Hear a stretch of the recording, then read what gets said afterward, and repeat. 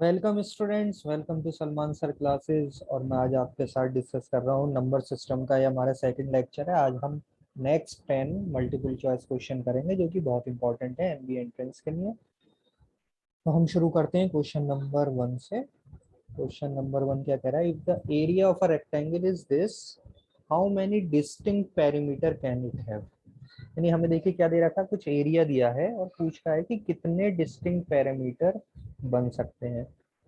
तो हम समझ लेते हैं हमें कैसे शुरू करना है। देखिए 72 एरिया दिया है। एरिया हमें पता है रेक्टेंगल का होता है लेंथ इनटू ब्रेथ। इसकी वैल्यू हमें गिवन है 72। अब वो पूछ रहे हैं डिस्टिंक्ट पेरीमीटर कितने होंगे।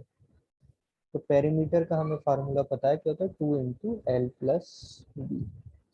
यानी एल और बी की हमें वैल्यूज पता होनी चाहिए कि उसका जो सम होगा वो कितना डिस्टिंक्ट आएगा। डिस्टिंक्ट यानी डिफरेंट पेरीमीटर हमें निकालने हैं। और दे रखा है length of sides are positive integers, यानी लेंथ भी ग्रेटर देन 0 है और ब्रेथ भी ग्रेटर देन 0 है। और लेंथ और ब्रेथ दोनों क्या है, belongs to integer. Positive integer है, साइड है तो पॉजिटिव होगा वैसे ही।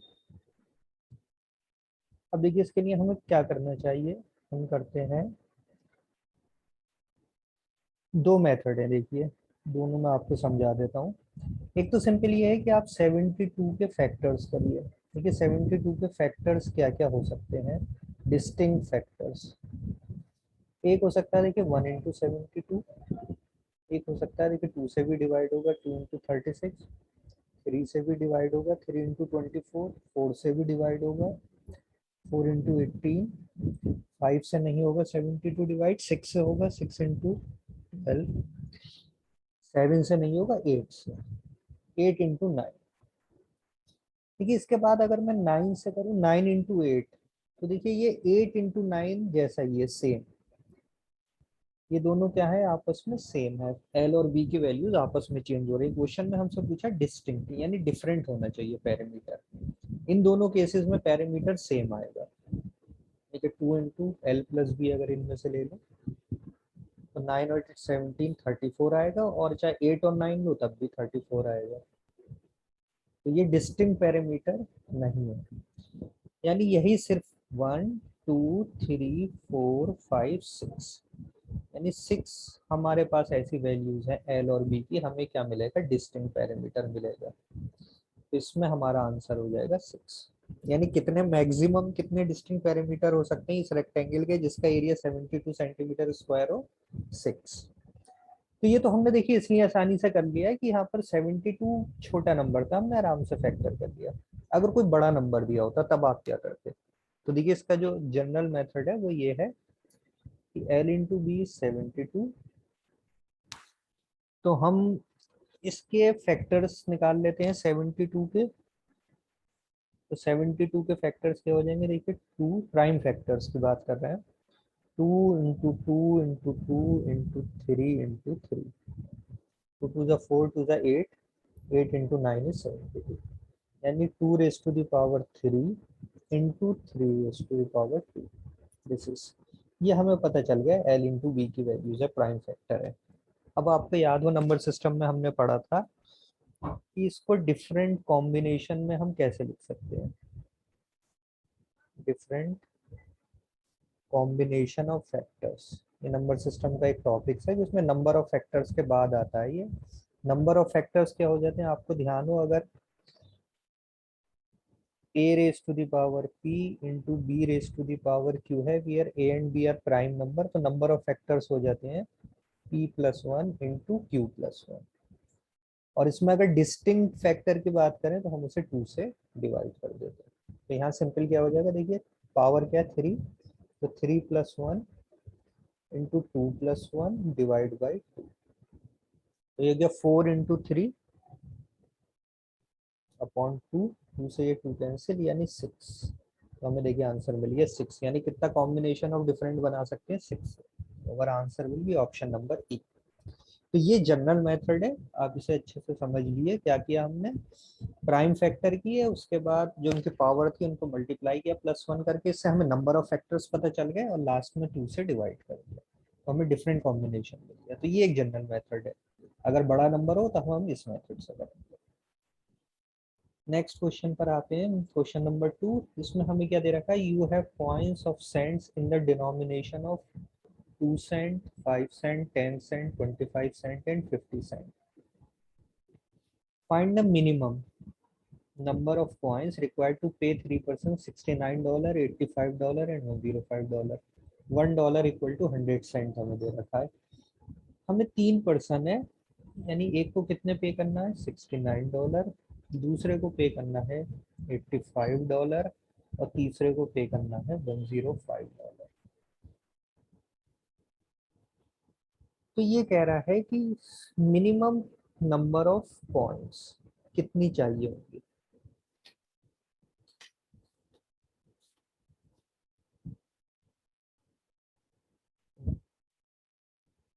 इसमें थोड़ा सा क्वेश्चन में टाइपिंग मिस्टेक हो गई एक्चुअल में। This is $0.69, this is $0.85 and this is $1.05। ये $69 नहीं है, ये एक्चुअल में क्या, 0.69, 0.85 और ये है $1.05। तो हमें देखिए रिलेशन भी दिया है, $1 इज इक्वल टू 100 सेंट। तो पहले हम इसे सेंट्स में कन्वर्ट कर लेते हैं, ये हो जाएगा 69 सेंट्स, ये हो जाएगा 85 सेंट्स और ये हो जाएगा 105 सेंट्स। हमें ये पे करना है। कॉइन का हमारे पास डिनोमिनेशन क्या है, 2 cent, 5 cent, 10 cent, 25 cent and 50 cent. ये सेम रिलेशन है जैसे कि हमारे इंडियन सिस्टम में होता है कि 1 रुपी इज इक्वल टू 100 पैसा होता है। वही रिलेशन क्या होती है यूएस में, $1 इक्वल टू 100 सेंट होता है। तो अब 69 सेंट देने आपको, एक को 85 सेंट देने, एक को 105 सेंट देने। तो मिनिमम नंबर ऑफ कॉइन, तो देखिए मिनिमम नंबर ऑफ कॉइन्स कब होंगी, जब हम बड़ी से बड़ी कॉइन को यूज करें। हम क्या यूज करना चाहेंगे, मैक्सिमम किसे यूज करेंगे, लार्जर डिनोमिनेशन, जो बड़ी कॉइन्स है जिसकी वैल्यू ज्यादा है, तो ज्यादा से ज्यादा आप उन्हें यूज करो। तो हम यूज करते हैं, देखिए इसमें 69 में सबसे बड़ी कॉइन क्या है हमारे पास, 50 सेंट। तो एक हम 50 का यूज कर लेते हैं।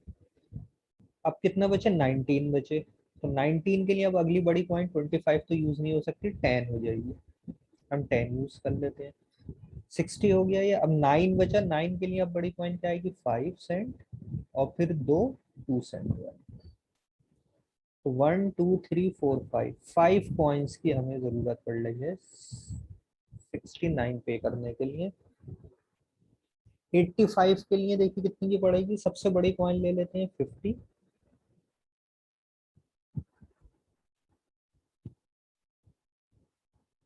तो 50 सबसे बड़ी कॉइन, अब क्या बचा 35। तो अब हम यूज कर लेंगे एक 25 का और एक 10। तो 50 प्लस 25 75 प्लस 10, हमें सिर्फ कितनी कॉइन्स की जरूरत पड़ रही है, तीन कॉइन से ही हम 85 सेंट पे कर सकते हैं। नेक्स्ट 105, तो 105 के लिए सबसे बड़ा 50 के दो ले लो आप, 50 सेंट प्लस 50 सेंट, तो 100 तो ये हो गया। अब सिर्फ क्या बचे 5, यानी एक और 5 सेंट। तो इसे भी हम कितने से पे कर देते हैं, 3 कॉइन्स से। तो टोटल नंबर ऑफ कॉइन्स जो हमें चाहिए वो है 5 प्लस 3 प्लस 3, 5 और 3 8 एंड 3 11। यानी हमें कितनी कॉइन्स चाहिए होंगी, 11 coins. Answer will be option number C. Next question पर आते हैं, देखिए क्वेश्चन नंबर 3 क्या कह रहा है, type is for typing a 1500 page book. Number of pages कितने दे रखे हैं हमें, 1500। After typing was finished it was realized that none of the pages were numbers, यानी जो पेजेस के नंबर है वो करना रह गए। तो कह रहा find the number of times the typist must press the keys from 0 to 9। 0 to 9 जितने भी नंबर्स होते हैं उसको कितनी बार प्रेस करे to number all the pages. यानी ये 1500 पेजेस हैं, इनका नंबर देना है। तो बुक का नंबर कहाँ से शुरू होता है, 1 से शुरू होगा, 2 से 3 ऐसे कंटिन्यू होगा और कहाँ तक जाना है हमें, 1500 तक। तो ये हमें सॉल्व करना है। तो देखिए 0 to 9 वाली कीज कितनी बार यूज होंगी ये हमें बताना है। देखो इसको हम इस तरीके से ब्रेक करेंगे। कि पहले जो पेज होगा उसमें नंबर्स दिया होगा कहाँ से, 1 से शुरू होगा, पेजेस में यहाँ लिख रहा हूँ, और नंबर ऑफ कीज प्रेस्ड ये दूसरी टेबल कॉलम में लिखूंगा। तो पेजेस हम ले रहे हैं 1 to 9। तो 1 to 9 कितने पेजेस हो गए हमारे पास, 9 नंबर ऑफ पेजेस हो गए टोटल। और हर की को 1 बार प्रेस करना पड़ेगा। कितनी बार कीज प्रेस होगी, 9 टाइम्स। 1 to 9 यानी 1 एक बार करेगा प्रेस, फिर 2, फिर 3, फिर 4, फिर 5, इस तरीके से 9 तक जब जाएंगे तो कितनी बार कीज प्रेस होगी, 9 टाइम्स। अब आते हैं 2 डिजिट वाले नंबर्स पे, 10 से लेके 99। ऐसे कितने नंबर हैं, देखिए पहले तो ये पता होने चाहिए हमारे पास कितने पेजेस होंगे ऐसे। तो 99 माइनस 10, 89 प्लस 1 यानी 90 पेजेस। ऐसे हैं 90 पेजेस। इन 90 पेजेस पे जब नंबर देंगे तो हर की को कितनी बार, 2 बार प्रेस करना पड़ेगा। जैसे 10 है तो क्या दबाना पड़ेगा, 1 and 0। 99 है तो 2 टाइम्स 9। तो टोटल कितनी बार कीज प्रेस हुई, 180। अब आ जाते हैं 3 डिजिट नंबर्स पर, यानी 100 से लेके हम ले लेते हैं 999। ऐसे कितने होंगे, 999 माइनस 100 इज 899 एंड प्लस 1। ऐसे हमारे पास होंगे 900 पेजेस। तो इन 900 पेजेस पे 3 डिजिट की है, जैसे 100 तो हम दबाएंगे 100 यानी 3 टाइम्स। हर एक की को, हर एक पेज के लिए 3 बार की प्रेस करनी पड़ेगी। तो ये होगा टोटल 2700 टाइम की प्रेस होगी। और लास्ट अब हमारा बचा 1000 से कहाँ तक जाना है हमें, 1500। ताकि बुक के अंदर कितने पेजेस है, 1500 ही है। अब ये कितने होंगे, देखिए 1500 माइनस 1000 इज 500, और एक प्लस 1 होता है यानी 501। तो 501 क्योंकि हर पे 4 टाइम्स की प्रेस हो रही, तो इंटू 4 ये हो जाएगा 2504। तो देखिए टोटल नंबर ऑफ कितनी बार प्रेस होगा, इसका सम हो जाएगा 2504, 2004, सॉरी 2004, 2700, 180 एंड 9। इसको ऐड कर दिए, 9 and 4 13, 1 carry 9, 7 and 1 8 and 2 and 2 4। 4893 times की प्रेस करनी होगी उस बुक पे नंबर्स देने में। तो our answer is option number ए।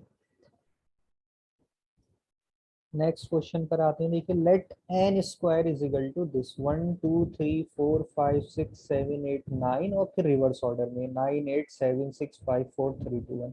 तो वैल्यू ऑफ एन, यानी एक तरीके से आप इससे ये पूछ रहा है कि एन स्क्वायर देखिए क्या है, 1 2 3 4 5 6 7 8 9, और फिर रिवर्स ऑर्डर 9 8 7 6 5 4 3 2 1। तो एन की वैल्यू पूछ रहा है, तो एन क्या हो जाएगा, इसका स्क्वायर रूट हो जाएगा इस पूरे नंबर का। 1 2 3 4 5 6 7 8 9 8 7 6 5 6 5 4 6 5 4 3 2 1, यानी स्क्वायर रूट निकालनी है।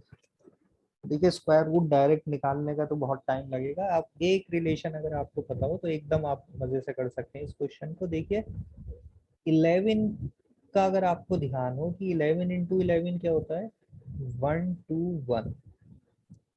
अगर देखिए मैं 111 इंटू 111 क्या होता है आपको पता होगा, 1। जब हम, देखिए डायरेक्ट स्क्वायर रूट की जगह हम एक प्रॉपर्टी फॉलो करने जा रहे हैं, इसलिए मैं आपको ये समझा रहा हूँ कि क्या होगा। 111 से हो जाएगा आपका 1 2 3 2 1।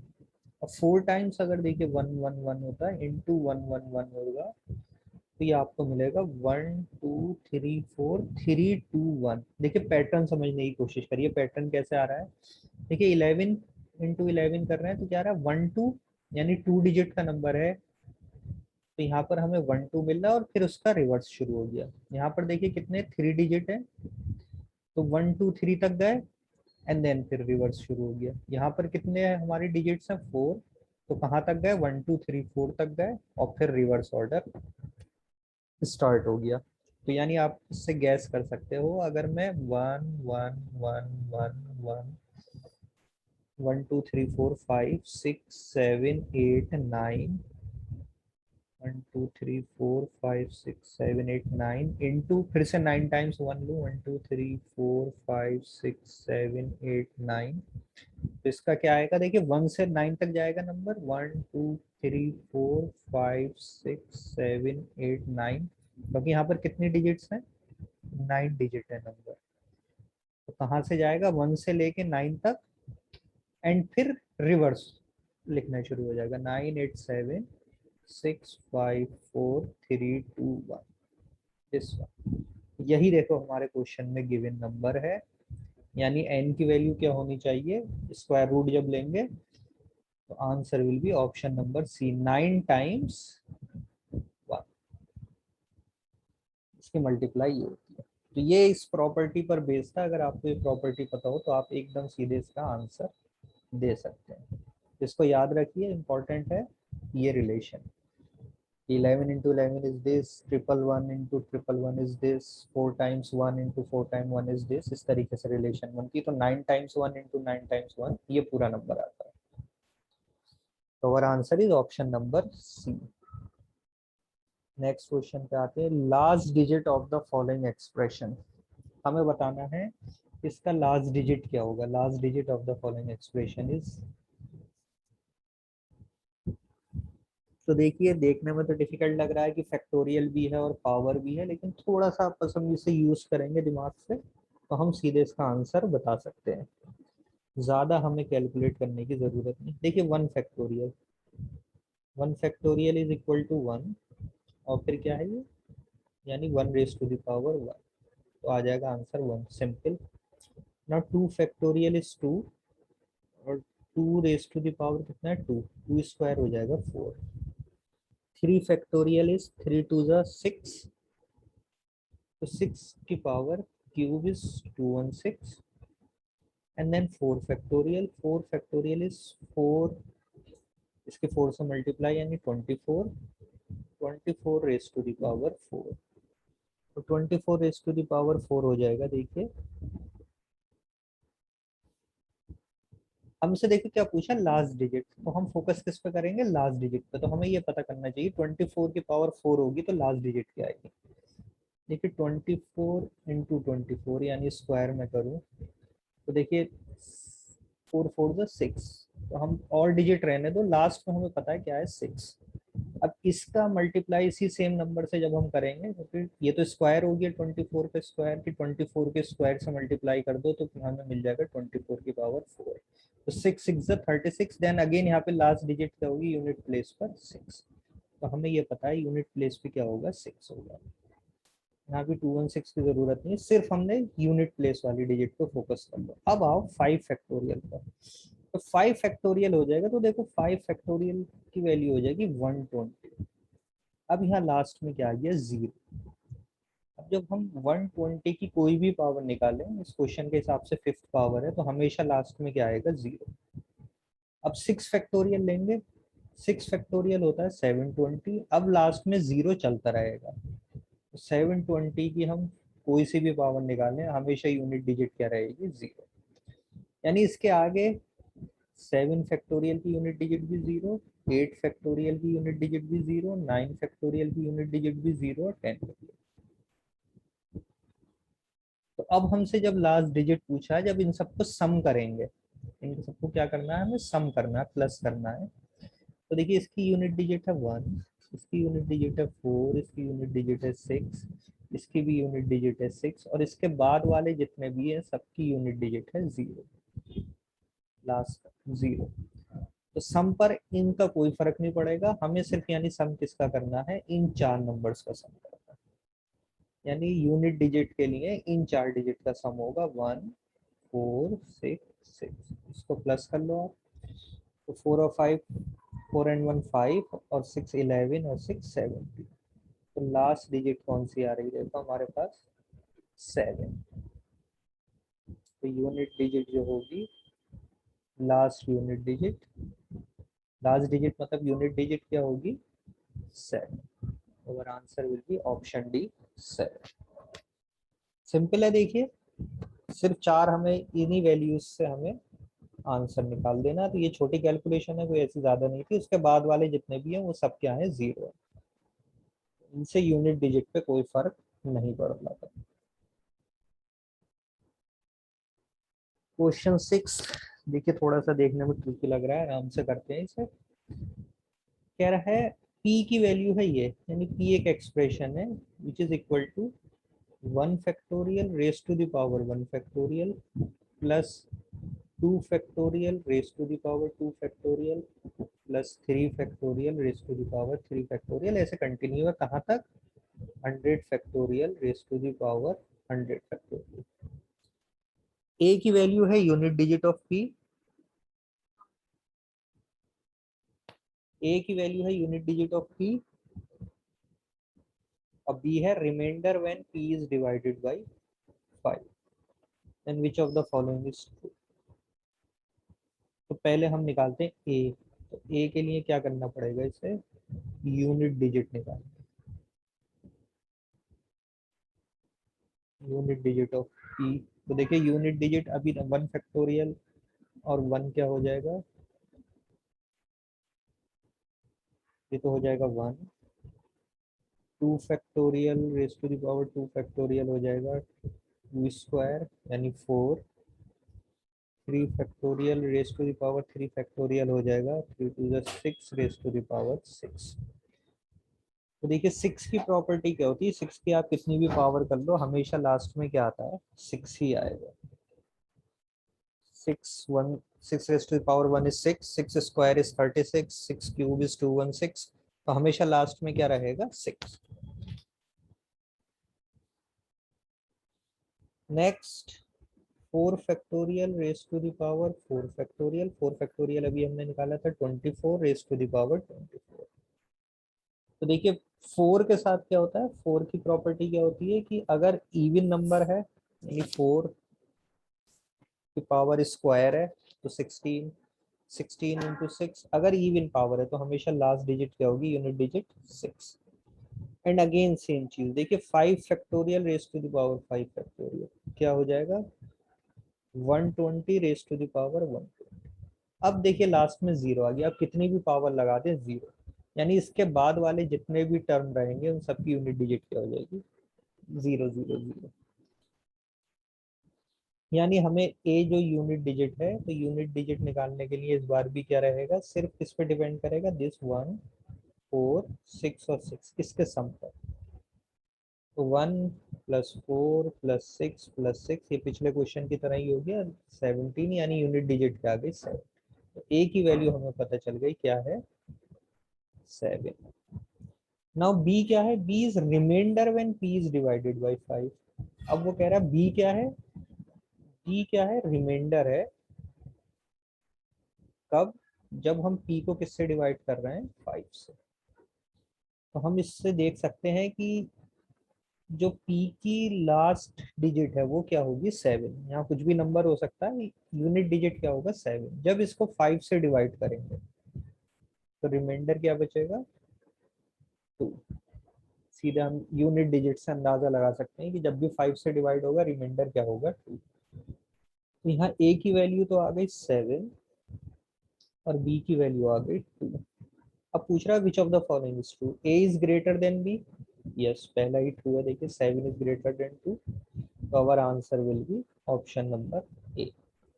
a लेस देन b भी नहीं होगा, a इक्वल टू b भी नहीं होगा, कांट बी डिटरमाइंड भी ऑप्शन नहीं होगा क्योंकि हमने सॉल्व कर लिया। तो our answer is option number A, this. Next question number 7 पर आते हैं। क्वेश्चन 7 में कह रहा है वो आपसे कि let n is equal to this, then n is divisible by this 3 and 13, 3 and 17, 17 and 7, this या none, इनमें से किसी से भी डिविजिबल नहीं है। देखिए थोड़ा सा हमें ट्रिकी है क्वेश्चन, हम बनाते हैं इसको। देखिए n को हम क्या लिख सकते हैं, थोड़ा सा ऐसा फोकस करिए, इस फॉर्म में कन्वर्ट करने की कोशिश करिए कि हम क्या कर सकें, उसको लिख सकें इन द फॉर्म ऑफ कि किसी 3, 13, 17, 7 इनमें से किसी से डिवाइड हो जाए। तो देखिए यहाँ पे मुझे थोड़ा सा टाइपिंग मिस्टेक है, 3 एंड 7 है, ऑप्शन बी और डी सेम हो रहे थे, कोई नहीं। आप मेन कॉन्सेप्ट पे ध्यान रखिए कि हमें n क्या गिवन है। n इज गिवन 55 का क्यूब प्लस 17 का क्यूब माइनस 72 का क्यूब। इसे हमें सॉल्व करना है। देखिए इसको हम दो फॉर्म में लिखेंगे। देखिए हम n को लिख सकते हैं, 55 को लिख सकते हैं हम कैसे, 54 प्लस 1 का क्यूब, और 17 को लिख सकते हैं 18 माइनस 1 का क्यूब एंड माइनस 72 क्यूब। देखिए इस फॉर्म में क्यों लिखा है, अब हम देखें नेक्स्ट रिलेशन यूज कर सकते हैं। हमें पता है a plus B whole cube कितना होता है, a cube plus B cube plus 3ab a plus B. तो हम 54 प्लस 1 का क्यूब हो जाएगा 54 cube plus 1 cube plus 3 into this 54 into 1 into 55। अब देखिए 54 जो है 3 से डिविजिबल है, तो इसका क्यूब भी क्या होगा, 3 से डिविजिबल होगा, और इसमें 3 का फैक्टर है तो ये भी डिविजिबल बाय 3। ये दोनों चीजें डिविजिबल बाय 3 है, लेकिन ये 1 क्यूब आ गया। तो 1 क्यूब के लिए देखिए जब हम इस नेक्स्ट टर्म को करेंगे यानी 18 माइनस 1 क्यूब को करेंगे, तो हम इसे लिखेंगे a cube minus B cube minus 3ab into a minus B. अब देखिए ये भी डिविजिबल बाय 3 है, ये भी डिविजिबल बाय 3 है, और ये 1 क्यूब क्या करेंगे, एक दूसरे को कैंसिल कर देंगे। तो ये वाला टर्म और ये टर्म मिलके डिविजिबल बाय 3 हो गए, और 72 तो होता ही डिविजिबल बाय 3 है। तो ये पूरा टर्म यानी n जो है डिविजिबल बाय 3 तो है। तो हमें ये पता चल गया कि यस 3 वाला तो है, लेकिन 3 के साथ अब कई सारे ऑप्शन है। ये एक ऑप्शन एलिमिनेट, ये भी एलिमिनेट, ये एलिमिनेट नहीं है, अभी रुक जाइए, अगर ऐसा कुछ नहीं हुआ तो अब देखते हैं नेक्स्ट पार्ट को करेंगे हम n को देखिए एक तरीके से और लिख सकते हैं। हम n को लिख सकते हैं 51 प्लस 4 का होल क्यूब प्लस 17 क्यूब ऐसे रहने देते हैं, माइनस 72 को लिख लेते हैं 68 प्लस 4 का होल क्यूब। अब देखिए इसमें फिर से a cube plus b cube लगाएंगे तो ये हो जाएगा 51 cube plus 4 cube plus 3ab into a plus B plus 17 cube तो ऐसे ही रहेगा, और इसमें बाहर माइनस है तो ये हो जाएगा minus 68 cube minus 4 cube minus 3ab this one. अब जरा ध्यान से देखिए, ये भी 17 से डिविजिबल है, ये टर्म भी 17 से डिविजिबल है, ये भी 17 से डिविजिबल है, ये भी 17 से डिविजिबल है, ये पूरा भी 17 से डिविजिबल है। सिर्फ 4 क्यूब बच रहा था, ये एक दूसरे को कैंसिल कर देंगे, यानी ये पूरा टर्म क्या है, डिविजिबल बाय 17। तो यानी n जो आया हमारे पास वो 3 से भी डिविजिबल है और 17 से भी डिविजिबल है। तो our answer will be option number B, both 3 and 7। This is our answer. तो हमने n को पूरा फाइंड कर लिया कि वो 3 से भी डिविजिबल आया और 17 से भी। तो ये अच्छा क्वेश्चन था, इसको हमने कन्वर्ट कर लिया था इस फॉर्म में। नेक्स्ट है देखिए question number 8, what is the right most digit preceding the zeros in the value of this. पहले तो समझिए क्वेश्चन में क्या क्या रहा है, right most digit preceding the zeros, यानी ये कह रहा है कि देखिए 20 रेज टू द पावर 53 को जब हम एक्सपेंड करेंगे, देखिए लास्ट में तो जीरो है तो यहाँ कई सारे मान लो जीरो आएंगे, कितने जीरोज है हमें नहीं पता, लेकिन कहीं एक ऐसा नंबर होगा जब सारे ये जीरोस जहाँ एंड हो रहे होंगे इससे पहले एक डिजिट होगी यहाँ पे, तो वो पूछ रहा है यहाँ क्या आएगा, यहाँ 7 होगा, 2 होगा, 4 होगा, 1 होगा, 5 होगा, यहाँ क्या आएगा। तो this digit is the right most digit preceding the, preceded करना मतलब पहले आना, प्रीसीडिंग द जीरोस, कि जीरोस से पहले जो ये सारे कंटिन्यूअस जीरोस आ रहे हैं इनसे पहले जो आएगा यहाँ पे नंबर वो कौन सा होगा। देखिए क्वेश्चन को ट्रिकी बनाया है, लैंग्वेज घुमाने की कोशिश की है, लेकिन कॉन्सेप्ट बिल्कुल इजी है। आपको क्या करना है, 20 रेज टू द पावर 53 का जो राइट मोस्ट होगा, राइट मोस्ट डिजिट वो कौन सा होगा, जो 2 रेज टू द पावर 53 का लास्ट डिजिट होगा। आप इसे समझने की कोशिश करिए कि अगर मैं 2 रेज टू द पावर 53 करूं और उसमें से निकाल लूं, जब इसको एक्सपेंड करूं कि यहाँ पर लास्ट डिजिट कौन सा आ रहा है, वही वो नंबर होगा जो कि 20 रेज टू द पावर 53 में जो डिजिट आएगा, और उसके बाद क्या होगा, ये जो लास्ट डिजिट है इसके बाद 0 0 आने शुरू। तो सिंपल ये कॉन्सेप्ट है, यानी जब भी पावर के साथ आपसे राइट मोस्ट पूछे प्रीसीडिंग द जीरोस, तो आपको क्या करना है, वो जीरो हटा के सिर्फ इस फॉर्म में आपको लास्ट डिजिट निकाल लेना। हमें सिर्फ जो क्वेश्चन में करना है वो 2 रेज टू द पावर 53 का लास्ट डिजिट नंबर निकालना है। तो अब देखिए 2 रेज टू द पावर 53 का लास्ट डिजिट निकालने के लिए हम क्या करेंगे, क्या करना होगा, 2 की साइक्लिसिटी देखेंगे हम कि कब डिजिट रिपीट होते हैं। तो हम देखेंगे 2 की साइक्लिसिटी देखते हैं, 2 रेज टू द पावर 53 तो अभी यहीं रोक देते हैं। देखिए 2 रेज टू द पावर 0 जब हम करते हैं तो आता है 1, 2 रेज टू द पावर 1 करते हैं तो आता है 2, 2 रेज टू द पावर 2 करते हैं तो 4, 2 रेज टू द पावर 3 करते हैं तो 8, 2 रेज टू द पावर 4 करते हैं तो 16, देन अगेन जब 2 रेज टू द पावर 5 करते हैं तो 32, 2 रेज टू द पावर 6 करते हैं तो 64, 2 रेज टू द पावर 7 करेंगे तो 128। अब देखिए ये देखिए 2, 4, 8, 2 रेज टू पावर 8 हो जाएगा 256, देन अगेन 6। तो यहाँ यूनिट डिजिट रिपीट होने लगी। तो यूनिट डिजिट कितनी पावर के बाद रिपीट हो रही है, देखिए 2 रेज टू पावर 5 पे रिपीटेशन शुरू हो गया, यानी 2 raise to the power 1, 2 raise to the power 5, 2 raise to the power 9, ऐसे जितने होंगे इन सबकी यूनिट डिजिट क्या होगी, 2।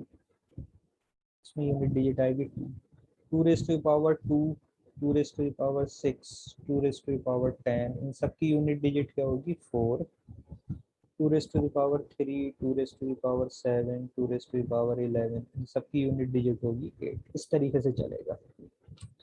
तो +4 यानी पावर में 4 के बाद रिपीटिशन शुरू हो जाता है। तो हम इसको लिख सकते हैं 2 रेज टू पावर 53 को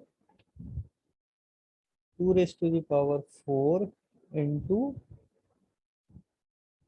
13 इंटू 2, एक पावर अलग कर दिया हमने। तो यहाँ देखिए 4 के टर्म में बन गया 2 raise to power 4 into 13।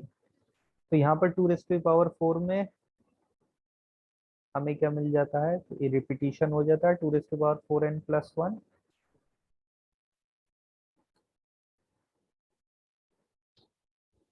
This. तो 2 रेज टू पावर 4 जो है 16। तो देखिए 2 रेज टू पावर 4 वाले जितने भी टर्म है उसका लास्ट डिजिट क्या है आपका 6। तो यहाँ जो आएगा डिजिट वो आएगा 6, और इसकी मल्टीप्लाई जब 2 से करेंगे तो लास्ट डिजिट आएगी यानी यूनिट प्लेस पे 2। तो our answer will be option B, this. Question number 9, देखिए how many integer values of X and Y are such that, एक हमें रिलेशन दिया 4x plus 7y is equal to 3। इसके solution हमें होंगे एक्स एंड वाई के term में बीच में, लेकिन एक्स एंड वाई क्या है, इंटीजर्स। हमें क्वेश्चन में दिया है X and Y are integers, positive भी हो सकते हैं निगेटिव भी हो सकते हैं, लेकिन मॉड दोनों का क्या होना चाहिए 500 से लेस। ठीक है, मॉड का क्या मतलब होता है कि अगर एक्स मान लीजिए -499 है तो हम उसका मॉड लेंगे तो ये हो जाएगा 499। तो यानी मॉड भी 500 से कम होना चाहिए। इसका मतलब है इस चीज को हम समझ लेते हैं कि x is less than 500 and y mod is less than 500। इसका मतलब ये है कि चाहे नेगेटिव हो या पॉजिटिव हो, दोनों 500 से कम होने चाहिए अगर हम मॉड ले ले तो। यानी x की वैल्यू जो लाई करेगी वो करेगी -499 से 499 तक, क्योंकि इंटीजर है, बीच की फ्रैक्शन वैल्यू तो अलाउड नहीं है। तो दिस वन ऐसी y भी क्या रहेगा, -499 से 499। तो x और y दोनों के लिए यानी सेम रिलेशन है, लिख सकते हैं 499 तक। तो ये कंडीशन है, इसके बेस पे बताना है कितने सॉल्यूशन होंगे, कितने इंटीजर वैल्यूज सॉल्यूशन में रहते हैं। देखिए इसमें एक चीज समझने की बात यह है कि अगर मैं इसका सॉल्यूशन निकालने की कोशिश करूं, देखिए 4x प्लस 7y का मैं मान लेता हूँ x इज इक्वल टू -1। तो देखिए इसमें वैल्यू रख दूंगा तो ये हो जाएगा -4 plus 7y is equal to 3। तो ये इधर जाके हो जाएगा 7, तो y का सॉल्यूशन मिल जाएगा 1। अब देखिए अगला जो सॉल्यूशन होगा वो मुझे मिलेगा x इज इक्वल टू 6 पे, यानी 7 का इंक्रीमेंट मुझे लेना पड़ेगा। तो 7 का इंक्रीमेंट लूँ या 7 का डिक्रीमेंट लूँ। तो देखिए 6 पे हो जाएगा 24 plus 7y is equal to 3। तो y इज इक्वल टू आ जाएगा, ये इधर चला जाएगा 3 प्लस 3 -24 -21 को 7 से डिवाइड करेंगे तो -3। देखिए इसमें कितना का इंक्रीमेंट या डिक्रीमेंट है, 4 यूनिट्स। तो देखिए x को हम करेंगे +-7, तो y में कितना आ रहा है, +-4 वैल्यूज। अब x और y की रेंज देखिए क्या दे रखी है। तो इस कॉन्सेप्ट को समझते हुए देखिए हम करेंगे कि सॉल्यूशन हमें चाहिए तो ज्यादा देखिए डिफरेंस किसमें, x में। तो हम x की वैल्यू पहले निकालने की कोशिश करेंगे। x की वैल्यू कहाँ से कहाँ तक हो सकती है, देखिए -499 -498 इस तरीके से लेके कहाँ तक हो सकती है, 496 497 498 499, यहाँ तक x की वैल्यू हो सकती है। अब देखिए जिस पे इंटीग्रल सॉल्यूशन मिला, हमने देखा x की एक वैल्यू तो आई -1 और एक आई 6। यहाँ पर मान लिया -1 है, -1 के बाद अलाउड क्या है, 6 के अब अलाउड क्या होगा, +7 का था। और इसमें हम क्या करेंगे, -7, इधर माइनस करते चले जाएंगे, इधर प्लस, यानी इस तरीके से होगी। यानी आपको इस तरीके से सोचना है कि एक एपी है जिसके टर्म क्या दे रखे हैं, मान लीजिए ये हमें टर्म मिल गया 613। तो इस साइड देखिए 7 से कौन सा डिविजिबल है, तो हम चेक करते हैं कौन सा डिविजिबल आएगा।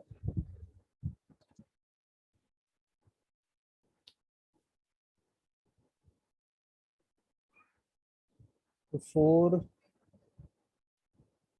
497, देखिए इसको 7 से अगर मैं डिवाइड करूं तो ये कम्प्लीटली डिविजिबल है, 7 7 जब 39, यानी ये देखिए 7 से डिविजिबल है 497। लेकिन यहाँ पर 7 नहीं है, देखिए एग्जैक्ट क्या है, 6। तो एक नंबर मुझे इसमें से कम करना पड़ेगा, यानी ये एपी कहाँ तक जाएगी, 496 तक जाएगी। This one, this is the last value 496। ऐसी जब हम लेफ्ट साइड जाएंगे तो ये जाएगी -498 तक। यानी एक एपी हमारे पास बन गई अब ये, जिसका फर्स्ट टर्म तो है -498, डी यानी कॉमन डिफरेंस है +7, और nth टर्म है 496। तो हम इससे n की वैल्यू निकाल सकते हैं कि कितने इंटीजर सॉल्यूशन होंगे इसके। तो an का फार्मूला होता है an equal to a plus n-1 into D. इसमें हम वैल्यू रखते हैं, सॉल्व कर लेंगे इसे। तो an is 496, a is -498, n हमें निकालना है और d इज 7।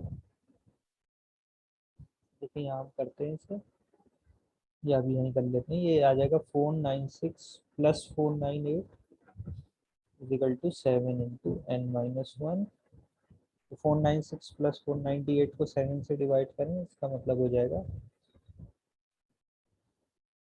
इसे ले लेते हैं, प्लस 496 प्लस 498,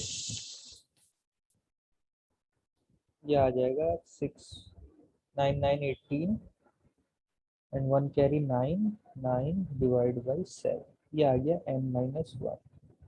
दिस इम्प्लाइज 7 से इसे डिवाइड करेंगे तो ये हो जाएगा 7 1 जो 7 29, 7 4 जो 28, दिस 2,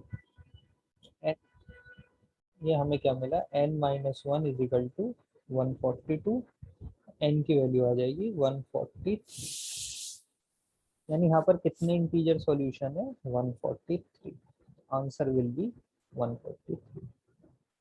देखिए इसमें हमें y की निकालने की जरूरत नहीं पड़ी, क्योंकि x के अगर 143 सॉल्यूशन है तो y के भी कितने होंगे, 143 वैल्यूज होंगी x से करस्पॉन्डिंग, जिसपे हमें क्या मिलेगा, इंटीजर सॉल्यूशन।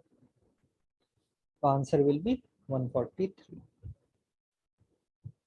लास्ट क्वेश्चन हमारा आज इस वीडियो का, बहुत इंटरेस्टिंग क्वेश्चन है, आप आराम से इसको सोचिए तो कर सकते हैं। देखिए हमें क्या दिया है, a girl counted in the following way on the fingers of the left hand।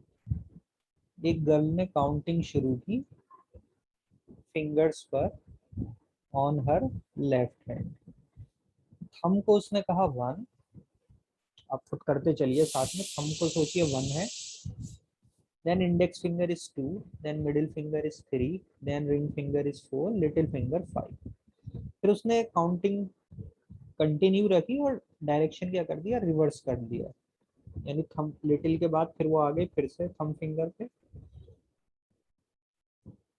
मान ली ये थंब है, this is thumb, this is index finger, this is middle finger, this is finger, और ये सबसे छोटी लिटिल फिंगर।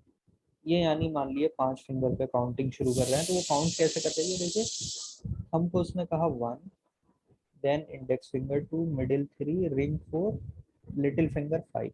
अब reverse यहाँ से डायरेक्शन कर दी, this is now 6, this is 7, this is 8, thumb is 9, और फिर क्या करा, thumb 9 and again back to index finger for 10। अब उसके बाद फिर से रिवर्स डायरेक्शन कर दी, आ गया 10, ये 10 11 12 इस तरीके से चलता रहेगा, 13। शी काउंटेड अप टू 2021, 2021 तक काउंट किया है, तो वो पूछ रहा है कि शी एंडेड हर ऑन किस फिंगर पे एंड किया होगा। देखिए किसी एक फिंगर को फोकस करिए, आप थंब को लीजिए, थंब देखिए 1 आया थंब, फिर अगली काउंटिंग में थंब पर क्या आया, 9, यानी कितने का डिफरेंस आया, देखिए 8 का। अगला जो आएगा वो क्या आएगा, 17 का। देखिए यहाँ 13 तक हमने लिटिल फिंगर को लिखा था 13, तो रिंग फिंगर 14 हो जाएगा, मिडिल 15 हो जाएगा, इंडेक्स 16, और थंब क्या हो जाएगा, 17। तो देखिए 17 आ रहा है, यानी ये कंटिन्यू रहेगा कब तक, थंब इस फॉर्म में आ रहा है। थंब या किसी भी एक फिंगर को आप फोकस करके आंसर दे सकते हैं, हमने थंब पे फोकस किया है, हमने रेफरेंस ले लिया है थंब।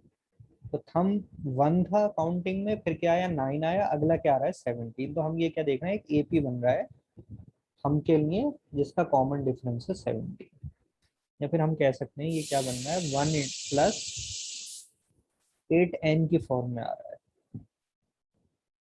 तो अब देखिए 2021 का हमें काउंटिंग पे जाना है, तो 2021 के सबसे क्लोज ऐसा नंबर कौन सा है जो कि 8 से डिविजिबल है, हम ये निकालने की कोशिश कर रहे हैं। तो 8 2 16, 4 बचा, 42 आ गया, 8 5 40, 2 आ गया, देन 1, 8 2 16, यानी 5 वैल्यू अगर रिमाइंडर बच रहा है 5, तो 2021 में से अगर मैं 5 माइनस कर दूं तो मुझे पता चल जाएगा कि सबसे क्लोज कौन सा नंबर है। तो 2016 is the number which is multiple of 8। तो हम थंब के लिए लिख सकते हैं, सिर्फ थंब की बात मैं कर रहा हूँ, थंब पे जो काउंटिंग नंबर्स आ रहे हैं वो किस फॉर्म में है, 1 + 8 है, तो मैं इसे लिख सकता हूँ 1 + 2016, यानी 2017 जो नंबर होगा वो कहाँ पर एंड हो रहा होगा, थंब पर। यानी थंब पर कौन सा नंबर आ रहा है, 2017। अब थंब पर 2017 है, थंब के बाद थंब इज 2017, तो थंब के बाद क्या, index finger will be 2018, middle finger will be 2019, ring finger will be 2020 and little finger will be 2021। यानी देखिए 8 का मल्टीपल आया 252, 5, 2016 इज 8 का मल्टीपल, तो 2016 + 1, 2017 आ रहा था थंब पर, तो इंडेक्स पे आएगा 2018, मिडिल पे आएगा 19, रिंग पर आएगा 20 और लिटिल फिंगर पे आएगा 21। तो 2021 कहाँ पर एंड होगा, ऑन द लिटिल फिंगर। तो answer will be option number ई। तो स्टूडेंट, ये हमारे टॉप बहुत इंपॉर्टेंट क्वेश्चन है एमबीए एंट्रेंसेस के लिए, आप इनको अच्छे से समझिए। पहले खुद से करने की कोशिश कीजिए, वीडियो को पॉज कर दिए, पहले खुद से करिए, देखिए किस कॉन्सेप्ट से कर रहे हैं, कहाँ अटक रहे हैं, और फिर उसके बाद आगे देखिए कि कैसे सॉल्व किया जाए। तो ये हमारा सेकंड लेक्चर था नंबर सिस्टम के सीरीज में, इसकी 3 वीडियोस हम अभी और करेंगे, तो आप मेरे चैनल के साथ जुड़े रहिए। तो thank you for watching my channel Salman sir classes.